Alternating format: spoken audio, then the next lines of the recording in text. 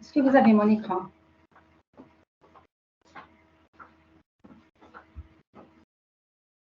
Vous me recevez bien?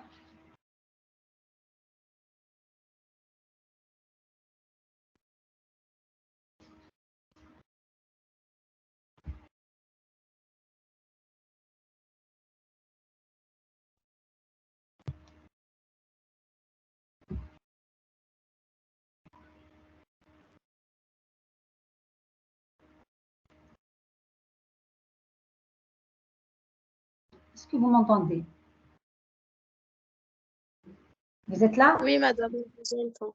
Oui. Et mon écran, est-ce que vous l'avez? Oui. Oui. Très bien.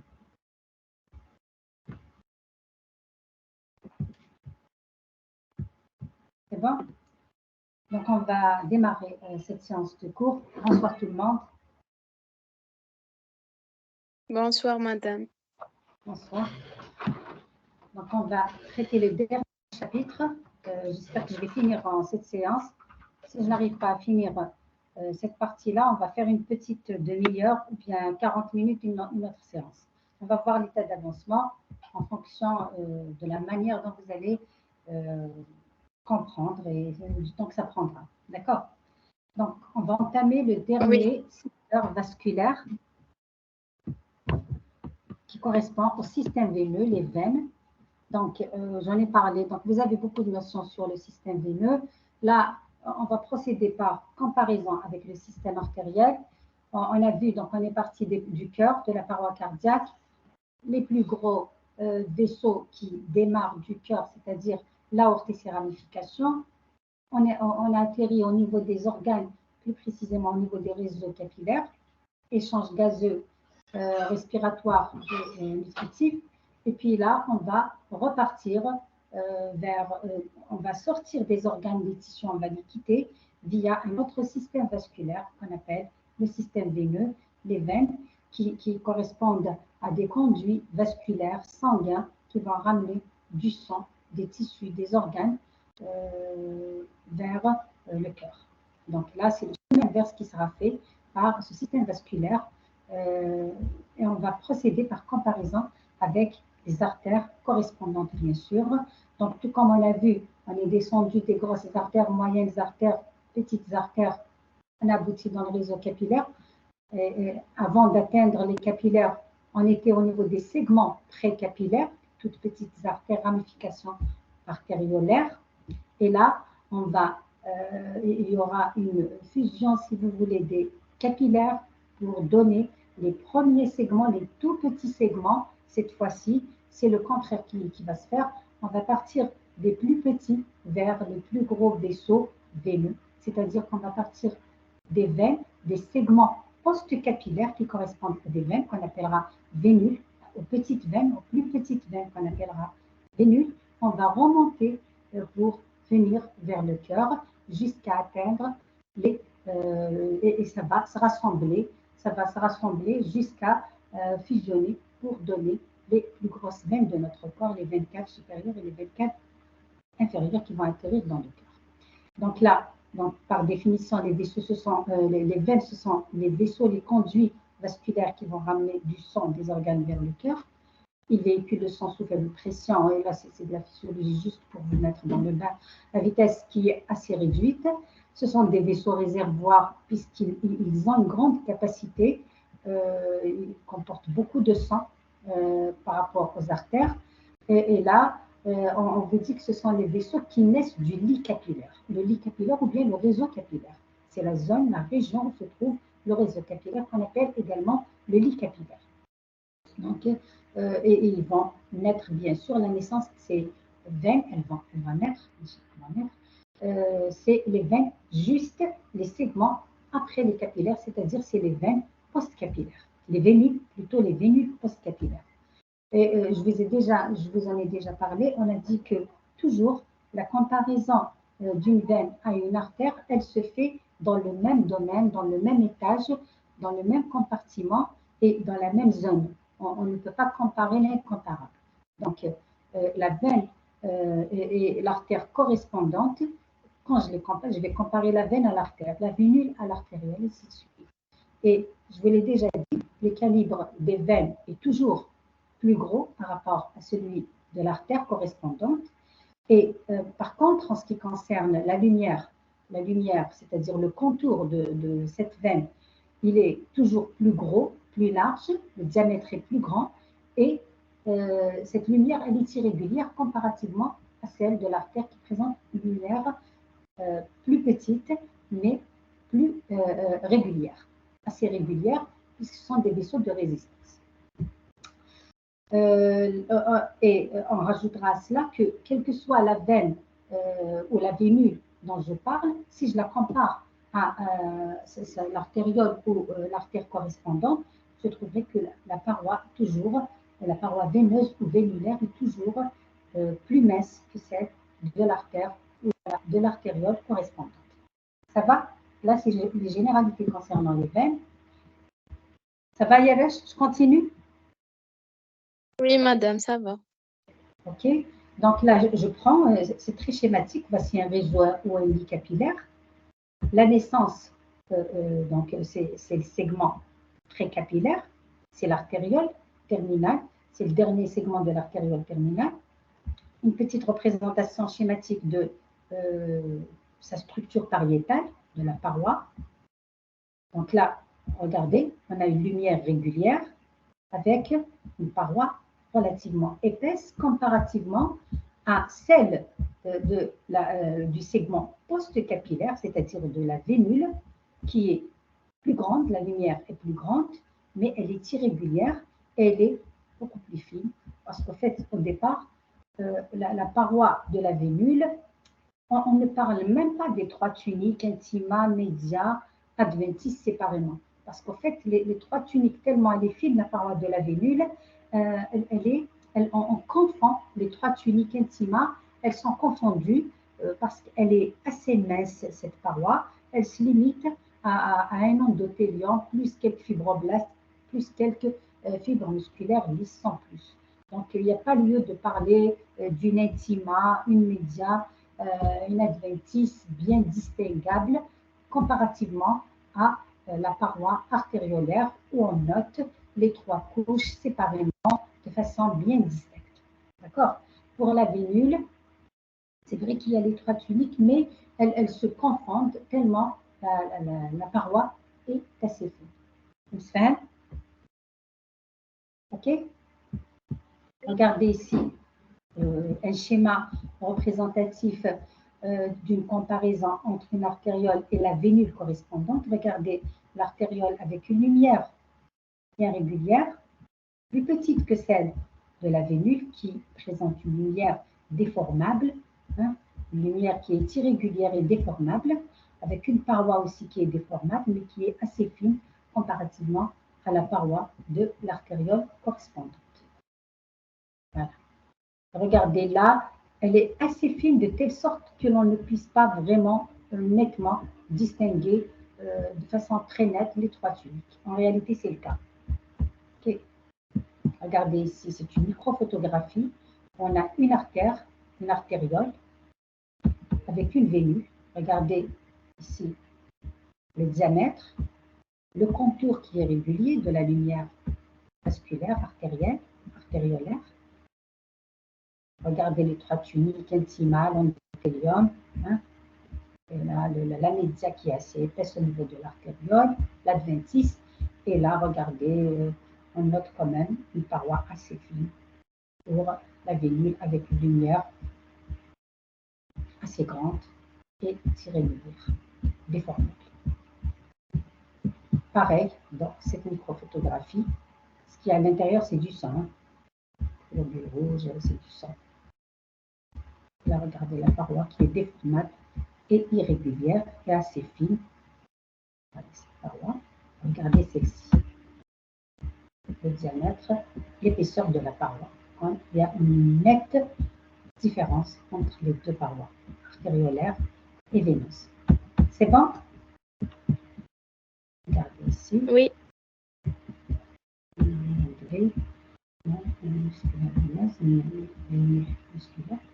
Regardez la paroi de la comparativement à la paroi de la. Et la lumière aussi, qui est plus grande et irrégulière, déformée. C'est bon? Donc là, on va rentrer directement dans la structure générale d'une veine. On va juste donner globalement, puisqu'on connaît les notions déjà, sauf qu'il y a le terme endoveine qui est similaire par analogie à l'artère, c'est-à-dire c'est l'intima moins l'endothélium qu'on appelle d'une veine, qu'on appelle endoveine. Tout comme on a vu dans l'artère, l'intima d'une artère moins son endothélium, on l'appelle l'endartère. C'est pareil pour les veines, donc l'intima d'une veine moins l'endothélium, sans l'endothélium, s'appelle tout ce qui reste avant la média dans l'intima, ça s'appelle endoveine. Ok. Mais sinon, on va voir qu'il y a des caractéristiques globales pour toutes les veines et on va noter les différents types de veines en fonction de leur diamètre, en fonction de la nature de la paroi, de la nature histologique des composants des veines. Je vais vous donner certains exemples. Donc, la structure générale d'une veine, rien de sorcier.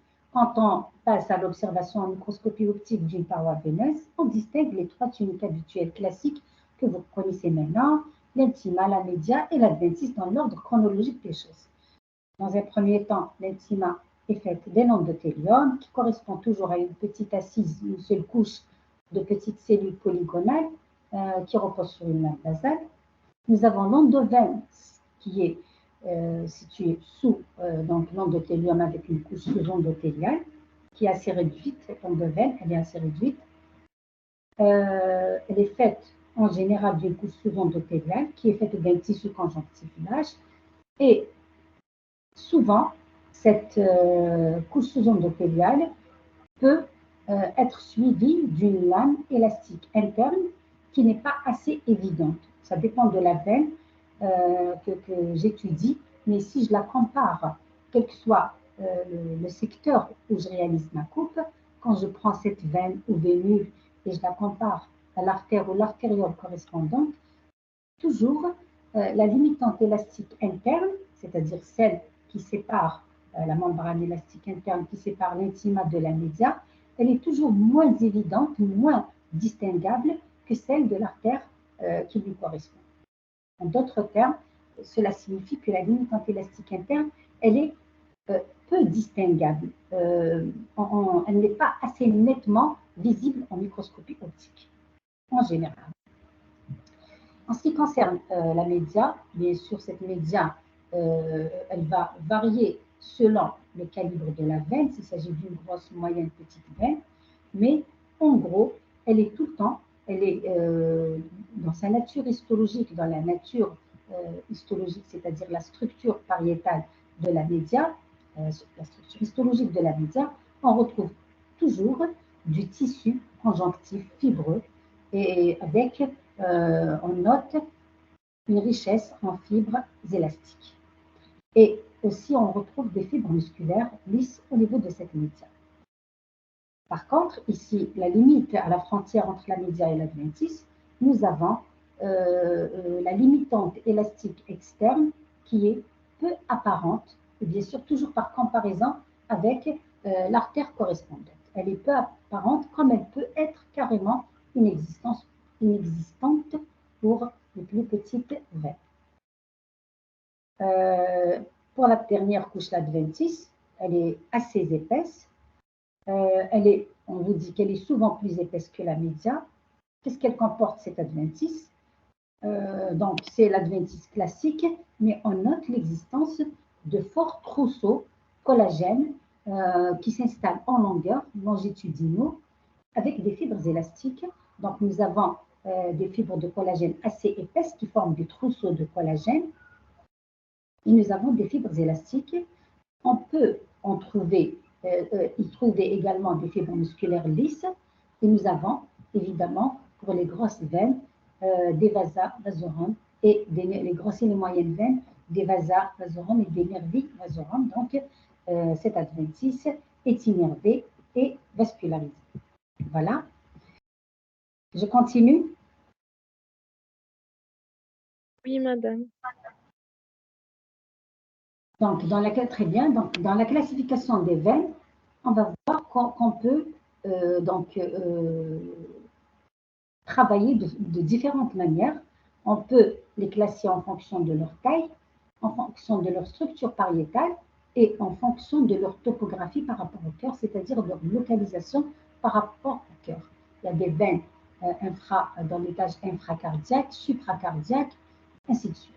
Donc, et selon la localisation de ces veines, leur taille et leur structure pariétale, on va voir qu'on peut distinguer, on peut les classer différemment. D'abord, suivant la taille, c'est-à-dire suivant le diamètre de la paroi de ces veines, on peut avoir les toutes petites, les moyennes et les grosses veines. Là, c'est la classification la plus classique. Donc, en fonction de la taille, nous avons les vénules. On va voir quelles sont les caractéristiques des vénules, tout en sachant que c'est des segments qui réunissent le réseau capillaire aux veines, puisque c'est à la frontière entre c'est elles qui établissent le contact du réseau capillaire, qui quitte le réseau capillaire, elles naissent du lit capillaire et on va aboutir vers le système veineux. Les vénules, elles ont un diamètre inférieur à 1 mm, avec une paroi fine. On a vu que la vénule présente une paroi fine qui est déformable, qui est assez irrégulière. Et on vous dit que dans un premier temps, donc les vénules qui sont les plus proches du lit capillaire sont très rudimentaires, c'est-à-dire qu'elles ont une paroi assez simple, avec juste un endothélium et quelques fibres élastiques et peut-être quelques fibres musculaires. Donc avec une couche conjonctivo-élastique toute simple. Et on vous dit qu'en général, la paroi vénulaire est mal individualisée, je vous l'ai déjà dit. Donc, quand je passe à l'étude de la paroi proprement dite d'une vénule, on a du mal en microscopie optique à bien distinguer les trois tuniques, intima, media, adventice, de façon bien nette et séparée, puisque la paroi de ces vaisseaux, des vénules, est assez fine. D'accord? Ça va? Oui, ça va. Très bien. La deuxième variété, on va aller dans le sens contraire de ce qu'on a fait pour les artères. On va remonter. Donc, nous avons les vénules les plus petites. Maintenant, on va voir les caractéristiques des veines de moyen calibre. Celles-ci, leur diamètre, il varie de 1 à 9 mm. Et ils correspondent, ces veines, c'est la majorité des veines de distribution qui répondent aux veines de moyen calibre.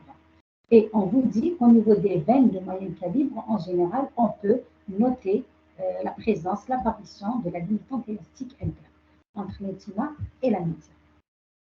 Concernant les grosses veines, leur diamètre dépasse 9 mm, donc peut atteindre 3 cm, et 3 cm, c'est le diamètre des veines caves et des veines aussi pulmonaires qui peuvent atteindre 2 et quelques, 2,5 à 3 cm de diamètre. Donc, ce sont les plus grosses veines de notre corps, celles qui sont dans l'étage juxtacardiaque, celles qui sont carrément dans l'étage cardiaque, qui vont avoir ce diamètre de 3 cm. Les trois tuniques des grosses veines présentent une épaisseur notable comparativement aux veines de moyen calibre. Et là, au niveau des grosses veines, on peut bien distinguer la limitante élastique externe qui se trouve à la frontière entre la média et l'adventice. On vous dit que l'adventice, elle contient des faisceaux de fibres musculaires et un réseau de fibres élastiques. Voilà les caractéristiques des grosses veines. Là, ce qu'on va noter, c'est la présence des valvules veineuses dans le segment inférieur du corps humain, où on a affaire à des valvules qui sont disposées par paire, symétriques, quand la veine présente un diamètre supérieur à 2 mm au niveau du corps inférieur, de la partie inférieure, des membres inférieurs de notre corps. Il y a présence de valvules veineuses qui sont orientées perpendiculairement à l'axe vasculaire, et celle-ci, leur rôle, c'est d'empêcher le reflux du sang à une ne sont pas vascularisées puisqu'elles sont nourries par imbibition. Elles pénètrent la lumière veineuse, donc elles sont nourries directement par le sang veineux. Voici les valvules veineuses qui sont donc perpendiculaires à l'axe veineux. Là, on coupe longitudinal, on les voit ici. Donc, c'est une projection de l'intima, parfois une partie de la média. C'est les reflets de l'intima qui forment des valves ou valvules qui empêchent le reflux sanguin. Voici en coupe transversale les valvules qui permettent de réguler le débit sanguin. Ça va? C'est très simple puisque vous avez des notions dans les artères, donc on va survoler le chapitre. Ça va? Oui. Oui. Très bien. En fonction de la structure pariétale, donc on va voir cette structure histologique de la paroi et on va noter si vous voulez, trois grands groupes de veines, à savoir un type de veine qu'on appelle les veines fibreuses. Nous avons le deuxième type qu'on appelle les veines fibroélastiques. Et nous avons le troisième et grande variété, parce que c'est les veines les plus répandues dans notre corps, c'est les veines musculaires, qu'on appelle également les veines musclées. Et dans ce présent chapitre de veines musclées, on a plusieurs catégories de veines musculaires. Nous avons des veines musculaires lisses, des veines musculaires striées, etc. D'accord? Donc là, en fonction de la structure pariétale, nous avons trois variétés de veines, des veines fibreuses. Quelles sont les caractéristiques des veines fibreuses? Donc, on a noté les caractéristiques globales d'une veine en général. Les veines fibreuses, qu'est-ce qu'elles ont de particulier? Donc, si on vous demande les caractéristiques d'une veine, si vous avez un examen écrit à un examen international, vous n'allez pas dire leur intima est renforcé par une couche conjointe. Vous allez donner la structure globale d'une veine, d'accord, structure générale d'une veine, une intima, une média, une adventice, et vous rajouterez que voilà, les veines fibreuses, elles présentent en plus de ces caractéristiques au niveau de leur intima, on voit que ces veines comportent une couche conjonctivo-fibreuse supplémentaire. Donc, elles sont l'intima, uniquement l'intima, elle est renforcée par une couche conjonctivo-fibreuse, d'où l'appellation de ces veines fibreuses. Et pratiquement le seul cas dans notre corps qui répond à cette définition, le seul type de veines fibreuses que l'on a dans notre corps, c'est bel et bien les veines intracrâniennes au niveau de la diurnaire, des méninges, au niveau du cerveau, au niveau du cervelet. Donc, c'est les veines intracrâniennes, ce sont des veines indéformables. Donc là, vu la pression qui règne au niveau de notre cerveau, pour plus de sécurité, donc ces veines, elles ont une rigidité supplémentaire par une couche conjonctivo-fibreuse qui consolide la structure, qui renforce la couche interne de ces veines, donc de l'intima. Voilà. Là, en ce qui concerne les veines fibreuses, les veines fibroélastiques, qu'appelle-t-on veines fibroélastiques? Donc celles-ci, elles présentent des lames élastiques, mais également de collagène au niveau de leur intima. Mais on rajoute à cela le fait que l'adventice également, leur adventice également, est riche en fibres élastiques. Et c'est à ce niveau-là qu'au niveau des veines fibroélastiques, on peut bien distinguer la limitante élastique externe, qui est très bien distinguable en microscopie optique. Voilà. Et qu'est-ce qui répond à cette définition, à ces caractéristiques de veines fibreuses? Ce sont tout le secteur supracardiaque, les veines supracardiaques, les veines jugulaires, les veines du cou, les veines jugulaires. Donc, toutes ces veines, elles présentent une paroi fibroélastique avec une intima renforcée par des lames élastiques et des faisceaux collagènes, mais également l'adventice qui est riche, surtout l'adventice qui est très riche en fibres élastiques, et on note la présence d'une limitante élastique externe. Ça va? La dernière variété, Oui. ça va? La dernière variété de veines, ce sont les veines musclées, les veines musculaires, et la grande majorité des veines de notre corps, elles répondent à cette définition. Ce sont des veines musculaires, ce sont des veines musclées. Comment peut-on définir ces veines musclées? C'est par le fait que leur média est riche en fibres musculaires. Donc là, voilà, pour les veines. La média, elle est riche. On trouve que la média, on vous dit ici, dans la structure générale d'une veine, suivant le calibre de la veine, mais elle est riche en tissu fibreux avec des fibres élastiques et des fibres musculaires lisses. Et cette média pour les veines musclées est très riche en fibres musculaires lisses. D'accord? Voilà. On vous dit que dans ce présent chapitre de veines musclées, dans cette catégorie de veines musculaires, on a deux sous-variétés, deux types de veines musculaires. Nous avons ce qu'on appelle les veines musculaires lisses et nous avons ce qu'on appelle les veines musculaires striées. Quelle est la différence entre les deux? C'est juste le fait que les deux présentent au niveau de leurs médias sont riches en fibres musculaires lisses. On est d'accord? D'accord? Il faut noter le fait que les deux types, parce qu'on est dans le contexte, on est dans le domaine des veines musculaires. Donc les veines musculaires, par définition, elles présentent une média riche en fibres musculaires. Vous pouvez rajouter lisse des liens, je pense qu'il a sauté. D'accord? Lisse, hein? Je pense qu'il a sauté. Vous pouvez mettre lisse des liens. Leur média est riche en fibres musculaires lisses.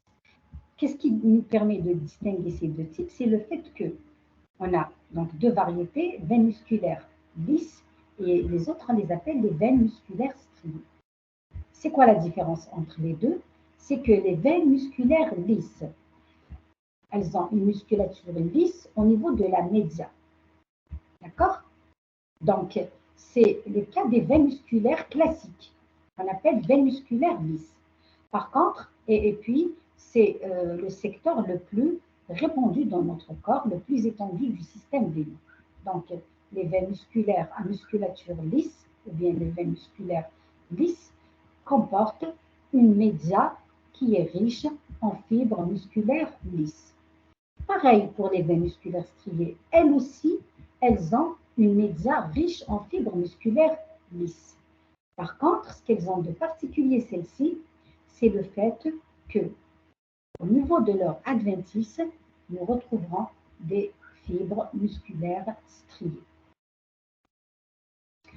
Donc, ces veines, on les appelle également veines, donc ce sont des fibres musculaires striées au niveau de l'adventice.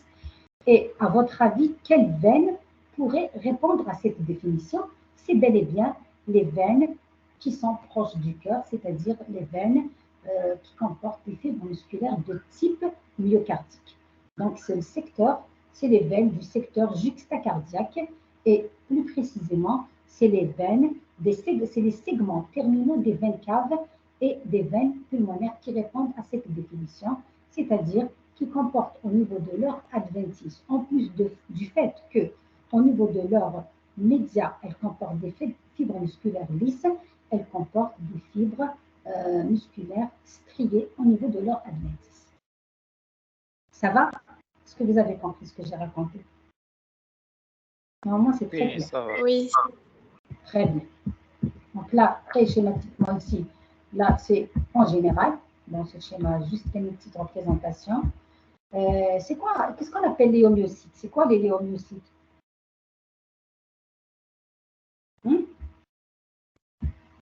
Je viens de l'expliquer. Hein? Donc, logiquement, même si vous ne connaissez pas ce terme, vous êtes censé connaître ce terme en première année, léomyocytes, cardiomyocytes, rhabdomyocytes. On vous en a parlé l'année passée dans le tissu musculaire. Vous avez le tissu musculaire lisse, vous avez des viscères, vous avez le tissu musculaire strié squelettique, et vous avez le tissu musculaire strié cardiaque. Donc, nous avons les 3 catégories de fibres musculaires. Ça vous dit quelque chose, Yeresh? Les léomyocytes? Oui, on les a fait déjà. Ce sont les cellules musculaires contractiles, hein, lisses. Donc, ce sont des fibres musculaires lisses. On appelle léomyocytes. Et c'est celles qu'on trouve au niveau de la média. Les rhabdomyocytes, ce sont les fibres musculaires striées squelettiques. Les cardiomyocytes, d'accord? Ce sont des fibres musculaires striées du muscle caractéristiques uniquement en muscles cardiaques qui sont des cellules contractiles. Ça va, Yaresh? Je continue. Oui, madame.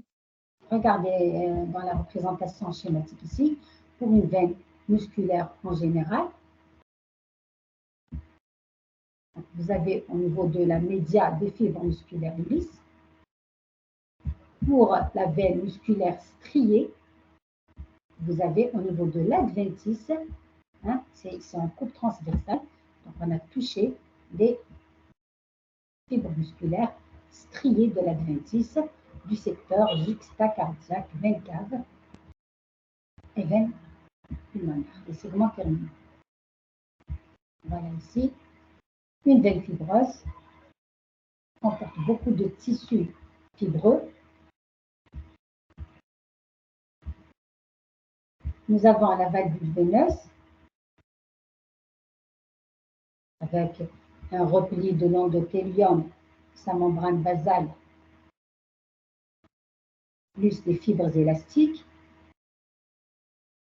Voilà. Ça peut entraîner quelques fibres musculaires lisses de la média. En plus, c'est une valvule dans la lumière vasculaire veineuse. Nous avons la veine fibroélastique où l'on trouve une densité importante en fibres élastiques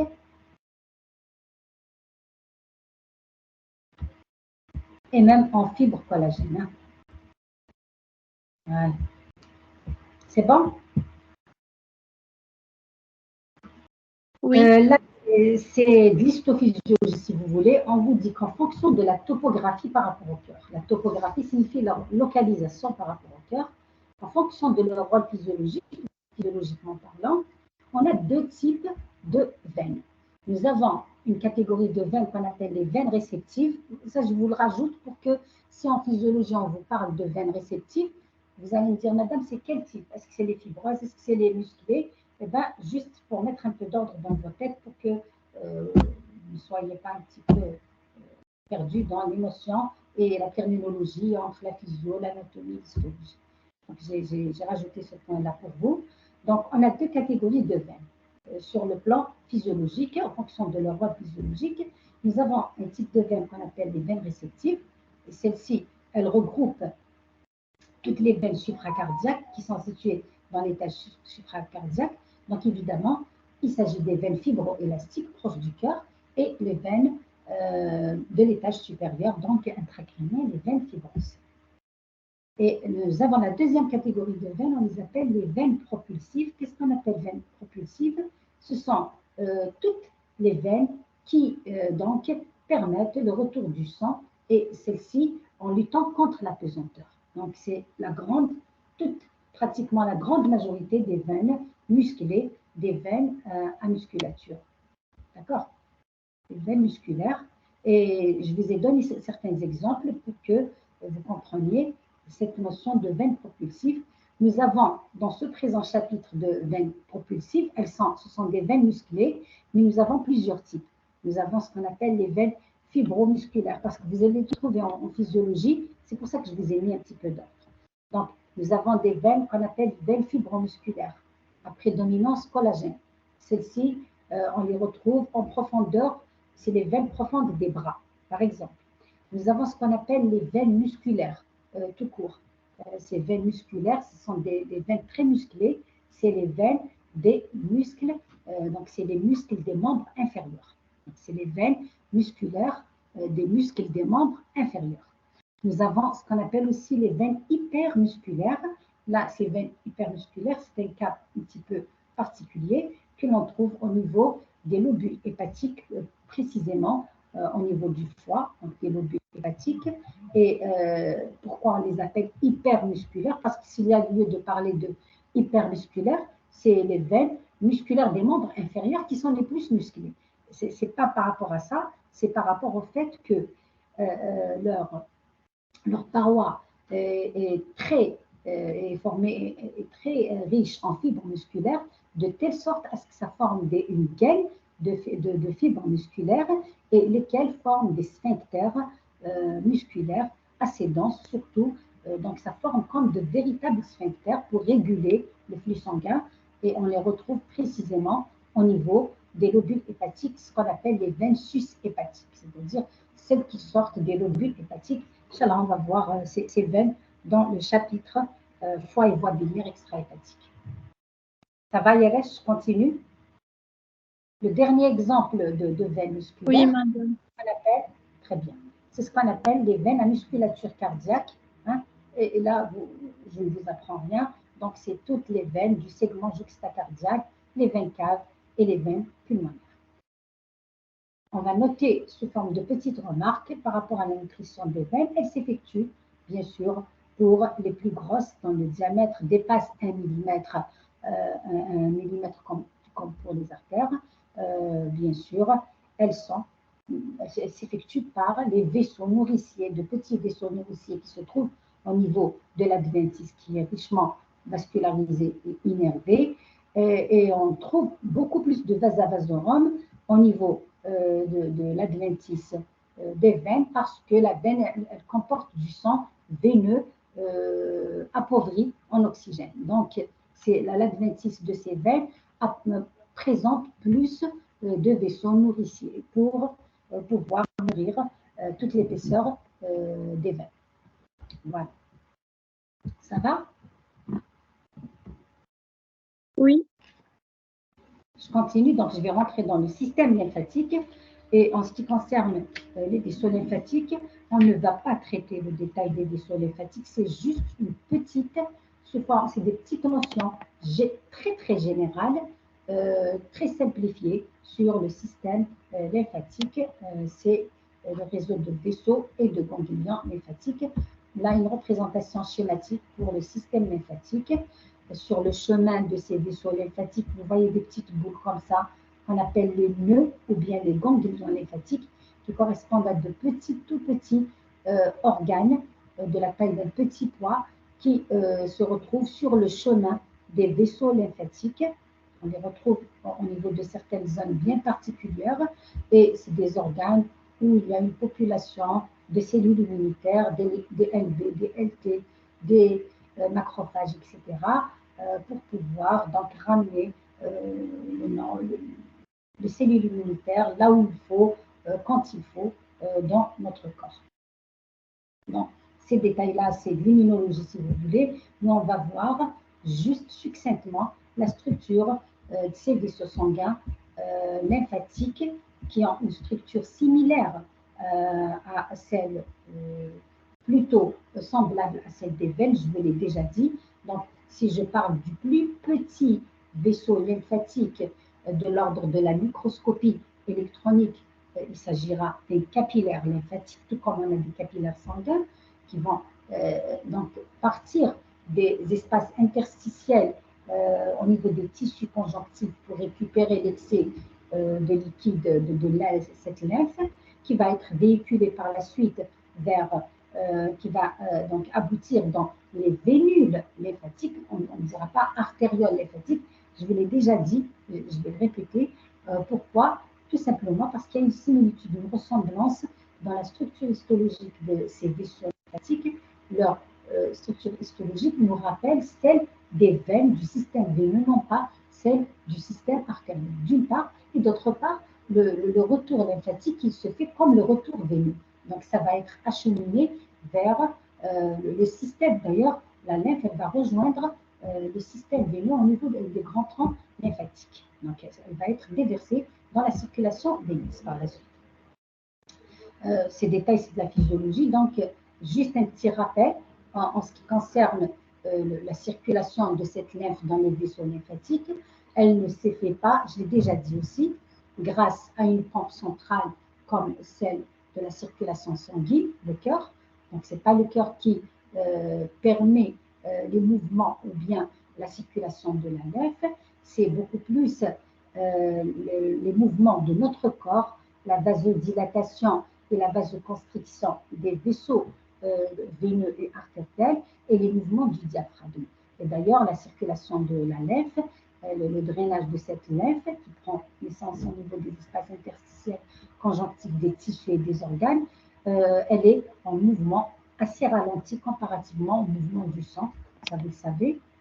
Et donc, cette lymphe, elle va être collectée, si vous voulez, au niveau des espaces interstitiels, tout en passant par ce réseau donc progressif, capillaire lymphatique, vers les veines lymphatiques, vers les veines lymphatiques qu'on appelle, il y a un autre terme pour dire veines lymphatiques, on les appelle également troncules lymphatiques, pour atteindre les plus gros vaisseaux lymphatiques de notre corps, qu'on appelle les troncs ou bien les grands troncs lymphatiques.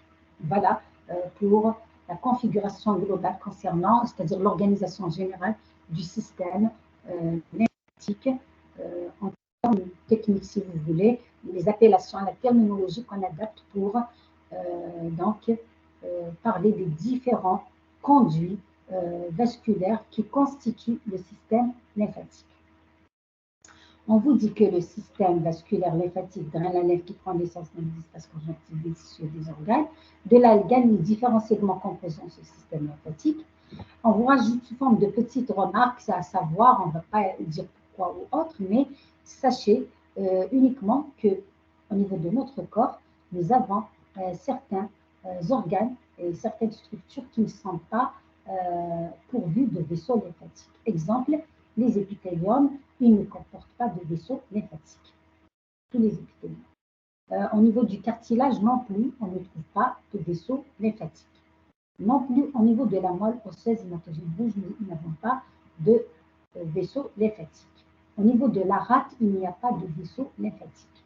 Au niveau du système nerveux central, on n'a pas de vaisseaux lymphatiques. Et au niveau du placenta, il n'y a pas de vaisseaux lymphatiques. Donc, c'est à noter l'absence de ces vaisseaux lymphatiques au niveau de certaines structures de notre corps. D'accord? Si vous voulez savoir pourquoi, vous pouvez faire des petites recherches parce que ça va être physiologique et ça va nous prendre beaucoup de temps. Mais c'est justifié. Donc, on vous dit que le classement de ces vaisseaux lymphatiques se fait dans un ordre croissant, capillaire, veineux, veine troncule lymphatique et tronc lymphatique. Voilà. Donc, succinctement, très globalement, on ne va pas rentrer dans les détails et il n'y a pas lieu de rentrer dans les détails parce que ce n'est pas l'objet de ce chapitre, juste pour faire une petite comparaison, si vous voulez, et pour mettre un peu d'ordre dans vos têtes qu'on a développé ici. Nous avons les capillaires lymphatiques, ils comportent un simple endothélium. Nous avons les vénules lymphatiques, qui sont des toutes petites veines lymphatiques avec une paroi vénulaire mince, qui est faite d'une fine couche fibroélastique. Donc, on ne parle même pas d'une intima, d'une média et d'une adventice au niveau de la vénule lymphatique. C'est une fine couche fibroélastique. Nous avons les veines et les troncules lymphatiques qui présentent une paroi, qui présentent une intima, une média, une adventice, sans caractéristiques notables. Un intima avec avec un endothélium classique, une média qui comporte une gaine musculo-élastique, rien de particulier, et adventice conjonctivo-élastique. En ce qui concerne les troncs lymphatiques, c'est ceux-ci qui vont déboucher dans les veines sous-clavières pour rejoindre la circulation veineuse, et leur paroi, elle est assez épaisse, et les trois tuniques habituelles, elle est épaisse, mais les trois tuniques, elles s'interpénètrent, si vous voulez, parce que pardon. Donc, on note, on ne distingue pas très bien les tuniques, pas parce qu'elle est fine, mais parce qu'elles s'interpénètrent. Elles ne sont pas bien distinguables, mais elle est épaisse leur paroi, avec une intima ordinaire, une média conjonctivo-musculaire et une adventice conjonctivo-élastique. Voici pour ce chapitre. Ne cherchez pas midi à 14h. Vous n'avez pas besoin de plus de notions en ce qui concerne ce petit paragraphe sur le système lymphatique, vasculaire lymphatique. D'accord? Ça va? Oui, ça va. Et ici, le drainage de la lèvre, comment il se fait au niveau des espaces, des tissus et des organes. Là, les petits capillaires lymphatiques qui vont rejoindre ici carrément une veinule lymphatique, hein, les veines lymphatiques, avec se trouver dans le même domaine, dans la même région, dans le même compartiment que le système capillaire sanguin. Le drainage, juste une petite idée pour le drainage, hein, il se fait dans le même sens que le sang, le retour veineux. Voilà, c'est tout ce que vous devez savoir en ce qui concerne. Voici, en fait, on doit rajouter que comme la structure histologique des vaisseaux lymphatiques, je ne l'ai pas mis sous forme de remarque, arrête. Je n'ai pas parlé des valvules au niveau du système lymphatique, cela va de soi, puisque ça ressemble à des veines. Donc, pour le retour donc, de cette lymphe pour rejoindre le système veineux, les gros vaisseaux sont pourvus également de valvules ou bien de valves donc, qui permettent de refouler, de pousser la lymphe vers le haut pour qu'elle rejoigne les grands troncs lymphatiques par la suite. Ils sont très riches en valves qui, en fonction des besoins, elles peuvent être fermées ou ouvertes. Voici le retour lymphatique. Voici une valve fermée, une valve pour les vaisseaux lymphatiques de grande taille. Au niveau des capillaires et des veines, les veines et les grands troncs lymphatiques qui sont pourvus de valvules, tout comme les grosses veines, les moyennes veines. Ça va? Enfin, veines tranquilles avec des valves qui sont des replis de l'étima, un petit bout de fibre musculaire de la média.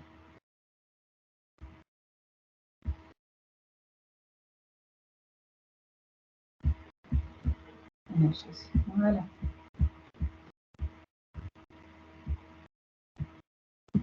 Madame, Bon? donc les vaisseaux lymphatiques ont des valves à l'intérieur, comme les veines.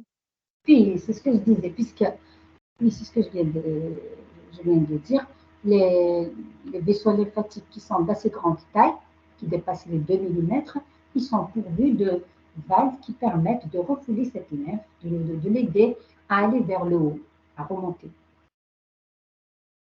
D'accord, merci. Pour aider le drainage de cette lymphe. Et il y en a beaucoup, beaucoup plus qu'au niveau des veines sanguines.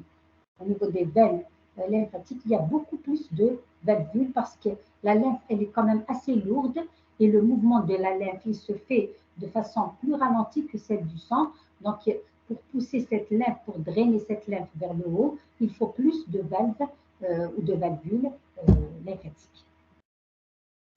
D'accord? Oui.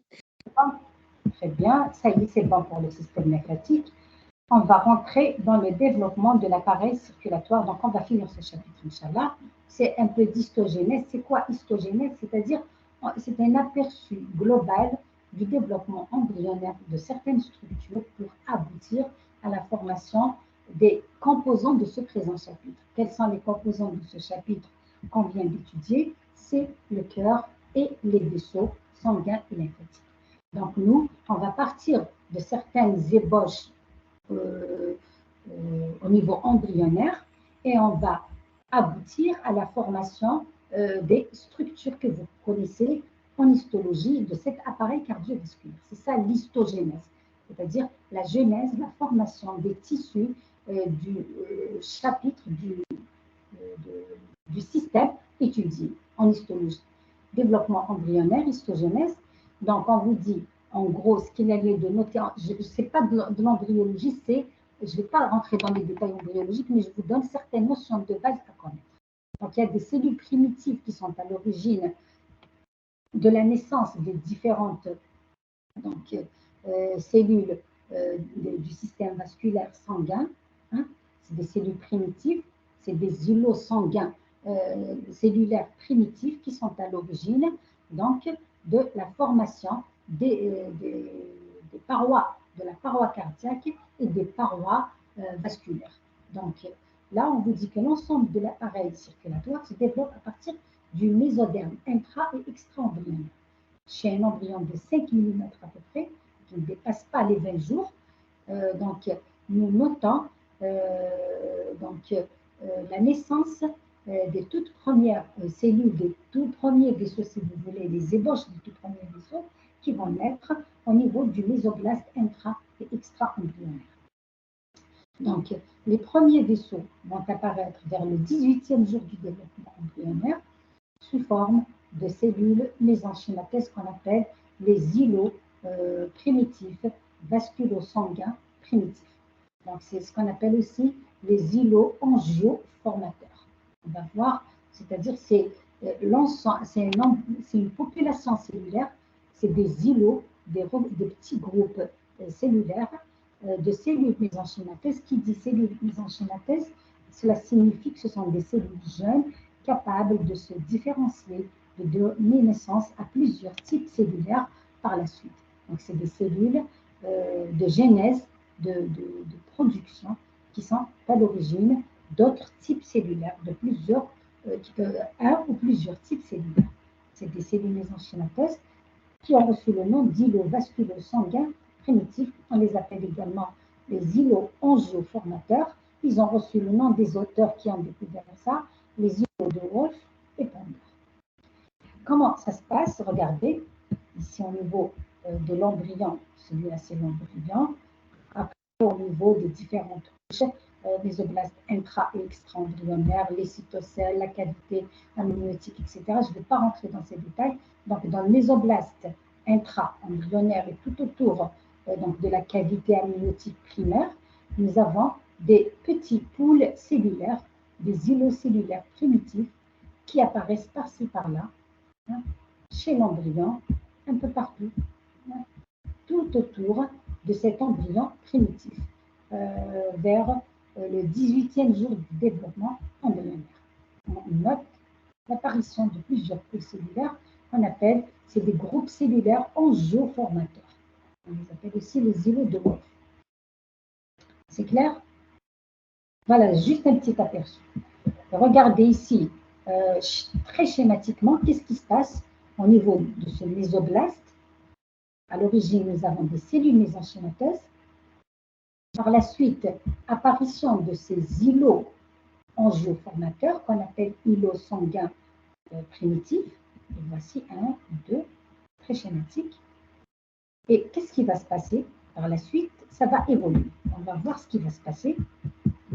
On vous dit les premiers vaisseaux apparaissent très tôt vers le 18e jour du développement sous forme de cellules mésenchymateuses, les îlots vasculo-sanguins primitifs, angioformateurs, îlots de Wolf. Qu'est-ce qui se passe pour ces îlots, ces groupes cellulaires? Ils se creusent d'une lumière dans un premier temps. Les cellules centrales s'isolent les unes des autres et se mettent à fabriquer la première lignée sanguine, la future lignée érythrocytaire. Regardez, on vous dit les cellules centrales, celles-ci. Qu'est-ce qui va se passer pour ces cellules centrales? Elles vont tendre à s'éloigner les unes des autres. Elles s'éloignent les unes des autres. Par contre, les cellules périphériques, elles vont tendre à se resserrer les unes aux autres.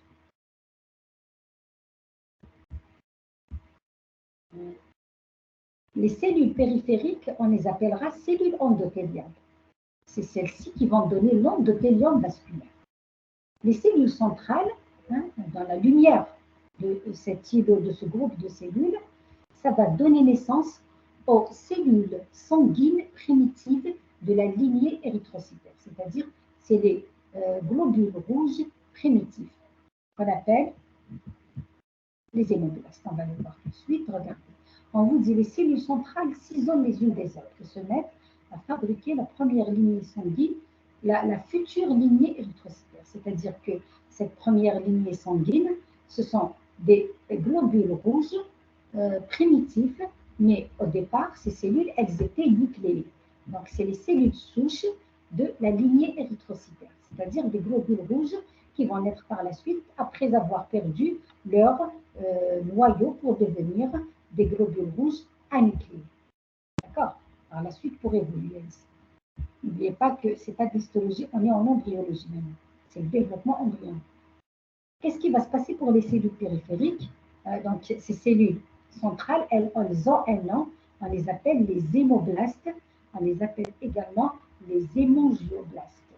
C'est celles-ci qui vont être à l'origine des globules rouges. Dans un premier temps, ces cellules qui vont correspondre aux globules rouges primitifs, elles seront nucléées.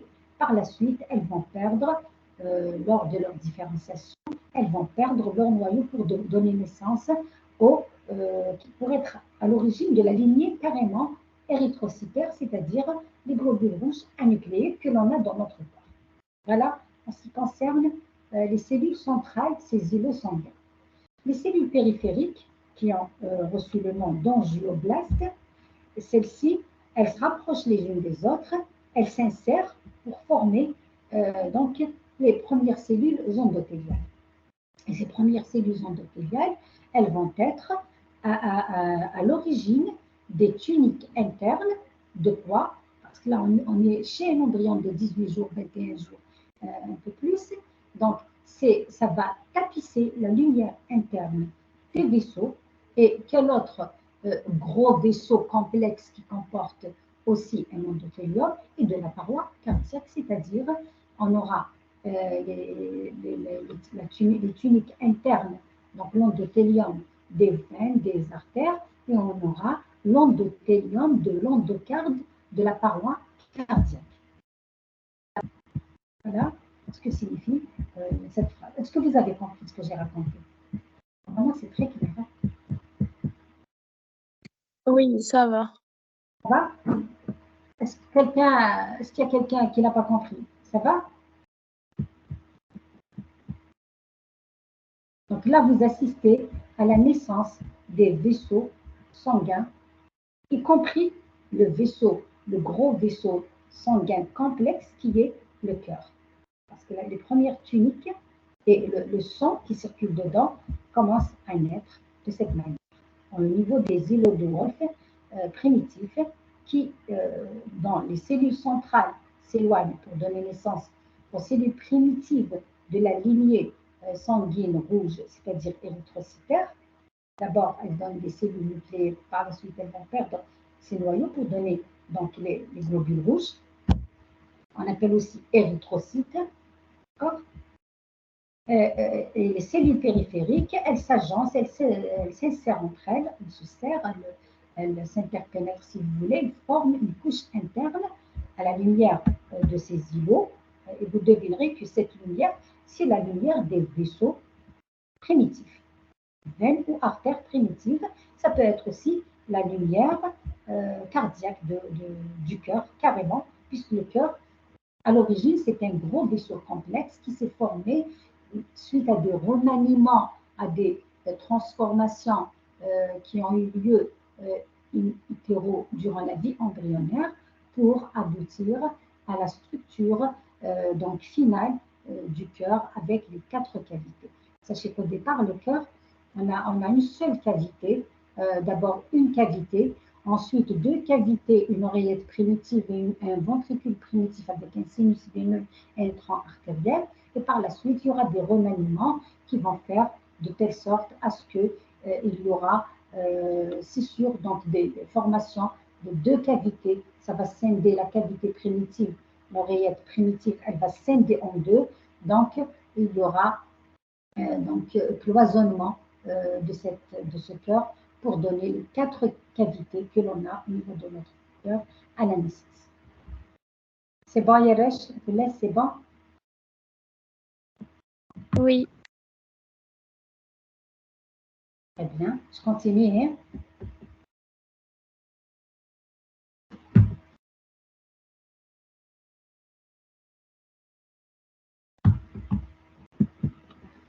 On vous dit, là, c'est juste, on va mettre un petit peu d'ordre dans ce développement de l'appareil circulatoire. Le premier point, mise en place du cœur et des vaisseaux primitifs. Donc là, on a vu en gros le schéma global qui permet de donner naissance soit au vaisseau, soit à la cavité cardiaque. Donc les premiers éléments qui permettent la naissance des ébauches des vaisseaux et du cœur. On vous dit les ébauches vasculaires prennent naissance un peu partout dans les oblasts extra-intra-embryonnaires. En parallèle, les vaisseaux primitifs apparaissent au niveau d'une zone à fer à cheval dite l'aire cardiogène. Nous avons, voici l'aire cardiogène.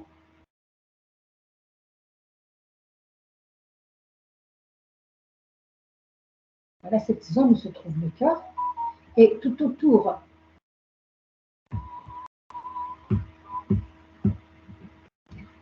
donc, de cette mésoblaste intra-extra-embryonnaire, il y a des îlots. Ici, il y a une zone qu'on appelle en fer à cheval. Ici, ça va être l'origine du cœur primitif. Et tout autour, ça va être des poules cellulaires un peu partout dans le mésoblaste intra-extra-embryonnaire pour être à l'origine de tous les vaisseaux de notre corps. Les ailes. Donc, un peu partout, il y aura des remaniements et il y aura des ébauches vasculaires qui vont naître un peu partout. Le système circulatoire étant présent et étendu dans notre corps, donc partout dans cette zone, il y aura des poules cellulaires, des îlots angioformateurs qui vont commencer à se remanier et à évoluer pour donner naissance à des vaisseaux primitifs, partout chez l'embryon. On vous dit d'abord, en parallèle, les vaisseaux primitifs apparaissent au niveau d'une zone à fer à cheval, dite l'aire cardiogène. L'aire, c'est la surface, la zone cardiogène, c'est-à-dire la zone où va naître le cœur. Voilà ce qu'on appelle l'aire cardiogène ici dans l'embryon. Du côté céphalique, ici c'est la tête de l'embryon, du côté dorsal et tous les annexes embryonnaires ici par là. Regardez un peu partout, il y a des petits vaisseaux qui ont commencé à se fermer partout. Mais sachez une chose, c'est que chez l'embryon, il n'y a pas de circulation sanguine comme la circulation normale à la naissance. La vraie circulation sanguine ne se fait de façon normale qu'au moment de la rupture du cordon ombilical, au premier cri que pousse le nouveau-né, il y a ouverture de la circulation vers la circulation